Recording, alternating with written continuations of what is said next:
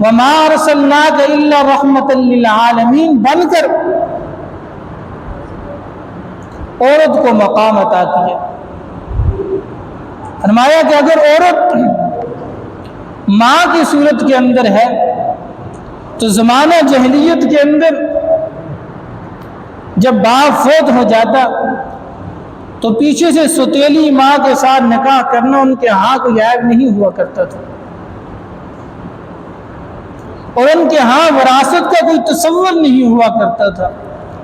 وراثت اسے ملا کرتی تھی، فرمایا کہ جو گھوڑے کی پشت کے اوپر سوار ہو کر جا کر دشمنوں سے مال چھین کر لائے، وراثت اس کو ملا کرتی تھی، اور یتیموں کے مالوں کو ہڑپ کیا جاتا تھا۔ تو میرے آقا علیہ الصلوۃ والسلام نے آ کر ماں کی عزت بتا دی کہ ماں کی عزت کرو گے۔ اگر فرمایا کہ کوئی شخص دن میں ایک مرتبہ اپنی ماں کو، اپنے والدین کو دیکھتا ہے پیار کی نگاہ سے، محبت کی نگاہ سے، تو فرمایا کہ ایک حج اور ایک عمرہ مقبول کا فرمایا کہ اسے ثواب مل جائے گا۔ اور ایک صحابی کھڑے ہوئے، فرمایا کہ یا رسول اللہ اگر کوئی 10 مرتبہ دیکھے، فرمایا کہ اگر کوئی 10 مرتبہ اپنے والدین کو رحمت کی نگاہ سے دیکھے تو اللہ تبارک و تعالی 10 مقبول حج اور عمروں کا ثواب عطا کر دیں گے۔ اللہ کے خزانے کے اندر کمی نہیں ہے۔ اس نے تو فرمایا کہ وہ رحمت کے دریا بہا دیتا ہے، کوئی اس کے در پر آ کر مانگے تو صحیح۔ یہ تو ہمارے در کے اوپر کوئی آتا ہے مانگنے کے لیے تو ہم پہلی بار دے دیتے ہیں، دوسری مرتبہ دیتے ہیں، تیسری مرتبہ آئے تو ہم اس کو دھتکار دیتے ہیں۔ وہ تو ایسا رب ہے کہ اس کے دروازے پہ نہ جائے تو وہ ناراض ہوتا ہے، اس کے دروازے پر جائے تو وہ خوش ہوتا ہے۔ فرمایا کہ خالی ہاتھ آؤ، دامن بھر کے لے جاؤ۔ تو میرے آقا علیہ الصلوۃ والسلام عورتوں کے لیے رحمت بن کر آئی۔ فرمایا کہ عورت اگر بیٹی کے روپ میں ہے تو وہ بھی رحمت ہے۔ زمانہ جاہلیت کے اندر ہم فرمایا کہ بیٹیوں کو زندہ درگور کر دیا جاتا تھا۔ میرے آقا علیہ الصلوۃ والسلام نے آ کر فرمایا بیٹی کو مقام دیا اور مرتبہ دیا۔ فرمایا کہ جس کی 2 بیٹیاں ہوں وہ ان کی جو ہے نا صحیح تعلیم و تربیت کرے اور اس کے بعد ان کی شادی کروا دے۔ فرمایا کہ کل وہ باپ اور جو ہے نا میں ان 2 انگلیوں کی طرح ایک ساتھ کھڑے ہوں گے۔ ایک صحابی رسول کھڑے ہوئے، فرمایا کہ یا رسول اللہ صلی اللہ علیہ وسلم کیا کسی کی ایک بیٹی ہو تو اس کے لیے بھی یہی ہے؟ فرمایا کہ ہاں، اگر کسی کی ایک بیٹی ہے اور وہ اس کی اچھی تعلیم و تربیت کرتا ہے، اس کے بعد اس کی صحیح جگہ شادی کرواتا ہے تو اس کے لیے بھی یہی ہے۔ اور فرمایا کہ یہ فاطمہ سے جو جنتی عورتوں کی سردار ہے، فرمایا کہ یہ فاطمہ یہ میری بیٹی ہے، یہ میرے اوپر بوجھ نہیں ہے، یہ میرے دل کا ٹکڑا ہے۔ اور خود نبی کریم صلی اللہ علیہ وسلم کے بارے میں آتا ہے، جب بی بی فاطمہ نبی علیہ الصلوۃ والسلام کے پاس آتی تو میرے آقا علیہ الصلوۃ والسلام اپنی بیٹی کے لیے اٹھ جایا کرتے تھے اور اپنی چادر مبارک بچھا دیا کرتے تھے۔ یہ مقام اور یہ مرتبہ یہ نبی رحمت نے آ کر دیا ہے۔ میرے آقا علیہ الصلوۃ والسلام آئے، انہوں نے بیوی کو عزت دی، مقام دیا اور مرتبہ دیا۔ زمانہ جاہلیت کے اندر بیوی کے حقوق نہیں تھے، جتنی مرضی عورتیں جمع کر لیں اور اس کے بعد طلاق دے دی، کوئی پرواہ نہیں۔ اور وراثت کے اندر ان کا تصور ہی نہیں تھا۔ میرے آقا علیہ الصلوۃ والسلام آئے، انہوں نے عورت کو عزت دی، مقام دیا اور مرتبہ دیا۔ فرمایا کہ بیوی کے لیے مہر ہے، اور جب خاوند فوت ہو جائے فرمایا کہ سب سے پہلے وراثت کے اندر 40واں حصہ اس کی بیوی کا نکالا جائے، پھر اس کے ابا جو ہے وراثت کو تقسیم کیا جائے۔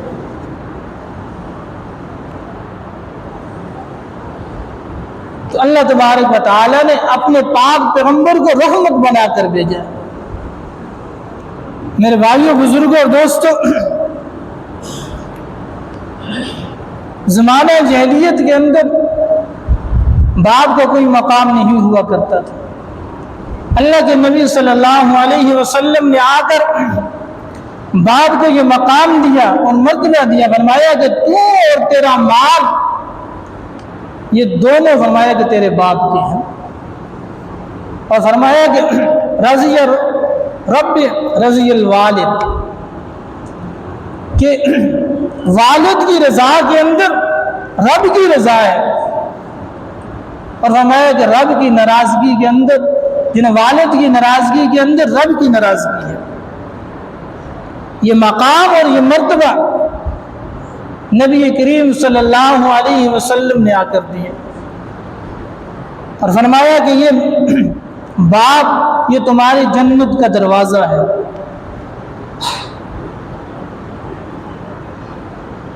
تو میرے آقا علیہ الصلوۃ والسلام اس دنیا کے اندر ہر چیز کے اوپر رحمت بن کر آئے۔ کافروں کے اوپر بھی رحمت ہے، مسلمانوں کے اوپر بھی رحمت ہے، پرندوں کے اوپر بھی رحمت ہے، درندوں کے اوپر بھی رحمت بن کر آئے۔ ایک ہرنی کے بارے میں آتا ہے، میرے آقا علیہ الصلوۃ والسلام جانوروں کے لیے کیسے رحمت ہے۔ ایک ہرنی کے بارے میں آتا ہے کہ ایک صحابی نے اس کو پکڑ لیا، نبی کریم صلی اللہ علیہ وسلم کا گزر ہوا تو اس ہرنی نے کوئی شکایت کی، اللہ تبارک و تعالی نے بطور وحی کے نبی علیہ الصلوۃ والسلام کو بتا دیے۔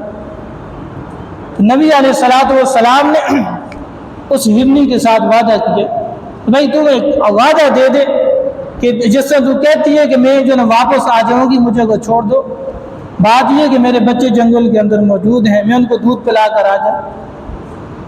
تو نبی کریم صلی اللہ علیہ وسلم نے فرمایا کہ میرے صحابی اس کو چھوڑ دو تھوڑی دیر کے لیے۔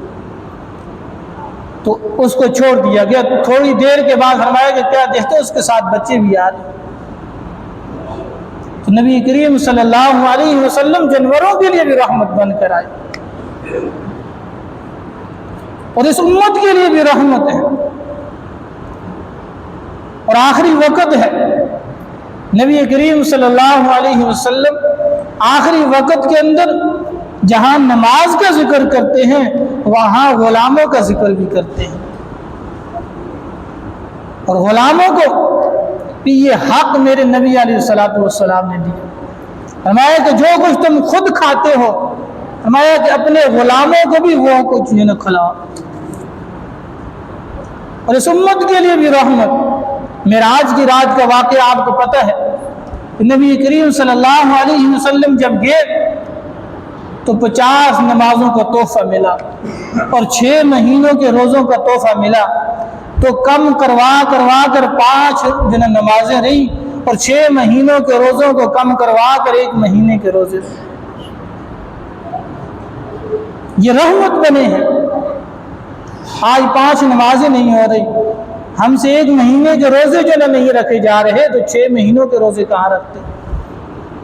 5 وقت کی نماز ہم سے نہیں ہو رہی تو 50 نمازیں کیسے ہم کرتے؟ اور پھر دیکھیں رمضان المبارک کے اندر اللہ کے نبی صلی اللہ علیہ وسلم نے 3 دن تراویح کی نماز پڑھائی، پھر اس خوف سے پیچھے ہٹ گئے کہ کہیں یہ جو ہے نا فرض نہ ہو جائے، فرض ہوگی تو میری امت گناہ گار ہوگی، پیچھے ہٹ گئی۔ یہ رحمت بن کر آئی۔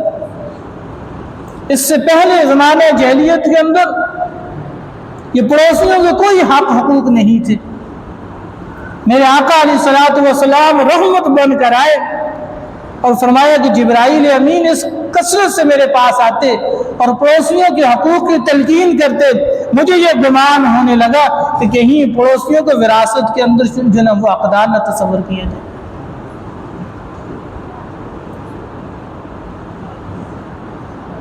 مسلمانوں کے لیے تو رحمت بن کر ہی آئے، کافروں کے لیے بھی رحمت بن کر آئے۔ طائف کا واقعہ آپ کے سامنے ہے کہ نبی کریم صلی اللہ علیہ وسلم کو پتھر مار کر لہو لہان کر دیا گیا۔ فرشتے آئے اور آ کر کہا کہ اللہ کے نبی آپ دعا کریں، یہ دونوں پہاڑ آپس میں مل جائیں گے، یہ بیچ میں کیما بن جائیں گے۔ تو نبی کریم صلی اللہ علیہ وسلم نے فرمایا کہ مجھے تو اللہ تبارک و تعالی نے رحمت بنا کر بھیجا، بدعا نہیں کی، رحمت کی دعا کی۔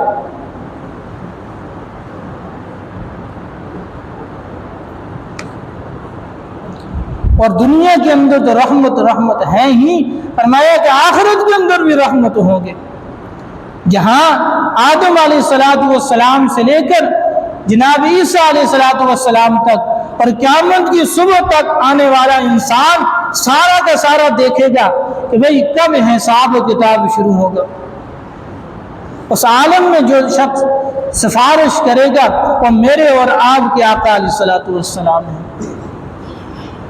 تو میرے بھائیوں، بزرگوں اور دوستوں، میرے آقا علیہ السلام اس دنیا کے اندر آئے، رحمت بن کر آئے۔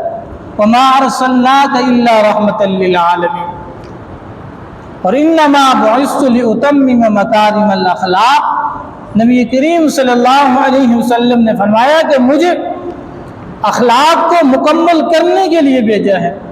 تو میرے بھائیوں، بزرگوں اور دوستوں، ہم بھی اپنے اخلاقوں کو سدھاریں، ہمارا بھی بول چال، رہن سہن کے اندر، معاملات کے اندر اخلاق ہوں، بھائی چارہ ہو۔ زمانہ جاہلیت کے اندر بھائی چارہ نہیں تھا، بھائی کا دشمن تھا۔ پھر اللہ کے نبی صلی اللہ علیہ وسلم نے ان کے اوپر محنت، اور قرآن کریم کے اندر آتا ہے کہ معاشرہ اس قدر بگڑا ہوا تھا، فرمایا کہ دنیا کی ساری دولت کو خرچ کر لیتے اور اس معاشرے کی تربیت کرتے، فرمایا کہ ناممکن تھی ان کی تربیت ہونا، معاشرہ بگڑ چکا تھا۔ لیکن اللہ تبارک و تعالی نے ان کے دلوں کے اوپر محنت کی، فرمایا کہ پھر وہ جو جان لینے والے تھے پھر وہ جان دینے والے بن گئے۔ اس سے پہلے والا نقشہ بھی قرآن نے کھینچا کہ وَكُنْتُمْ عَلَى شَفَا خُفْرَةٍ مِّنَ النَّارِ فَانْقَذَكُم مِّنْهَا، کہ یہ جو ہے نا امت، یہ لوگ بالکل جہنم کے گڑھے کے پاس کھڑے تھے، آخری وقت تھا، ابھی جو ہے اس کے اندر گرنے والے تھے، دروازے کے قریب تھے، اس حال میں اللہ تبارک و تعالیٰ نے اپنے پاک پیغمبر کو بھیجا۔ تو میرے بھائیوں، بزرگوں اور دوستوں اور عزیز ساتھیوں، ہم نبی والے اخلاقوں کو اپنے اندر لائیں اور نبی علیہ السلام کی مبارک سنتوں کو اپنے اندر لائیں۔ اسی ربیع الاول کے اندر صرف سیرت کے بیانات کافی نہیں ہیں کہ ہم جنت تقریریں کر لیں سیرت کے حوالے سے، پروگرام کر لیں سیرت کے حوالے سے، لیکن یہ ہے کہ پورا سال پھر ہم نبی کو بھول جائیں۔ ہم اپنی زندگیوں کے اندر، اپنے طریقوں کے اندر، اپنی شادی کے اندر، اپنی غمی کے اندر، اپنے معاملات کے اندر ہم نبی کریم صلی اللہ علیہ وسلم کی مبارک طریقوں کو اپنائیں، ان کو لائیں۔ ایک دم ہی نہیں ہو سکتی، لیکن آہستہ آہستہ ہم کرتے چلے جائیں۔ تو دعا اللہ تبارک و تعالی سے کہ اللہ تبارک و تعالی جو کچھ کہا ہے مجھ سمیت سب حضرات کو اس پر عمل کرنے کی توفیق نصیب فرمائے۔ وما علینا الا البلاغ المبین۔